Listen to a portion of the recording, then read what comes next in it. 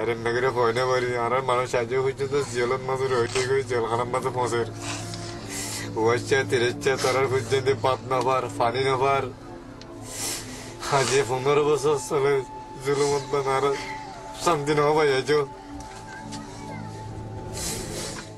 At the end of a jetty on the coast of Bangladesh, the sound of misery rises up above the wind and the waves. 140 men and boys have been caught by the Coast Guard. They're Muslims from neighbouring Burma, and they're pleading and praying for their lives. "Oh Allah, save us," they cry. But the officers aren't listening. After weeks of violence in northwest Burma, members of the Muslim minority, called the Rohingya, are trying to flee. But no one wants them. An officer takes photos. His colleagues hand out water and a packet of rice. And then they order the group back out to sea.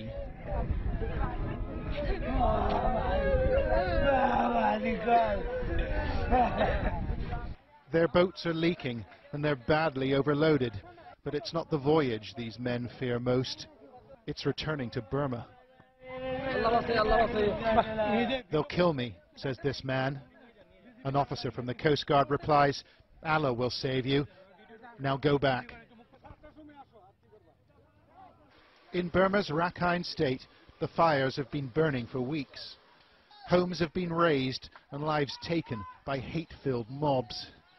Ethnic Buddhists and the minority Muslims blame each other for the violence, but the facts are hard to come by. International NGOs have pulled their staff out, too dangerous, they say, while Burma's government won't let independent observers in.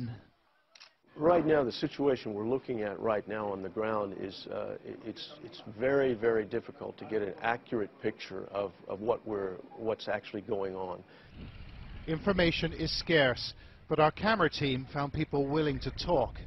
Rohingya refugees who'd made the crossing to Bangladesh, avoiding army patrols and the Coast Guard too. Some are hiding in farmers' shacks, and others have been taken in by sympathetic locals. Our team spoke to one traumatized family not far from the coast. They told us they had suffered greatly in Burma. "My sisters, brothers and other relatives were burnt alive. They burnt my own children. We couldn't bear it anymore, so we came to Bangladesh.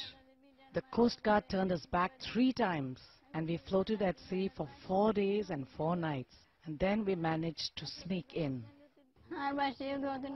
3 of our children were burned to death in Burma. Another 2 died in the boat getting here." Like other Rohingya refugees, members of this family told us that policemen and members of the military in Burma took sides, participating in attacks on Muslims. Muhammad Islam says he saw a Burmese helicopter attack boats packed with refugees. There were 3 boats together when we set off, and another 3 followed us. The 3 boats that lagged behind were attacked by a helicopter and caught fire.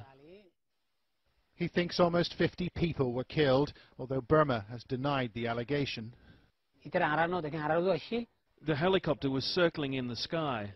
We saw something reddish fall on the boats, and instantly they exploded into flames. 300,000 Rohingya already live in Bangladesh, many in this desperately overcrowded refugee camp. And the government here says it won't take any more. The Rohingya are Burma's problem. But some have made it through, like these famished refugees eating rice on the floor of our team's hotel room. Everyone wants to take shelter in Bangladesh, but they can't get in. The police are everywhere. Mr. Shakur painted a distressing picture of his hometown, of residents and neighbours consumed by hate and bloodlust. They slashed our children. They put a sharp sword on the ground. They held infants above the sword and let the infants fall on it. They killed the babies that way. Did you see this happen? We asked him. Yes, I did. I saw it with my own eyes. They are shocking allegations, but is anyone prepared to listen? Burma's opposition leader, Aung San Suu Kyi, was feted in Europe for her stand against the country's military leaders, but she chose not to speak up for the Rohingya last week. She said she didn't know whether they were Burmese. We don't know what happened to the men and the boys we filmed on the jetty in the Bangladeshi town of Teknaf. A local contact said 5 of the boats pushed back into the sea had disappeared by the next morning, but like much of the testimony we've heard, we've been unable to verify it. It's a catastrophe for a little-known group of people that nobody seems to want. Only dialogue and generosity and human decency will prevent further loss of life.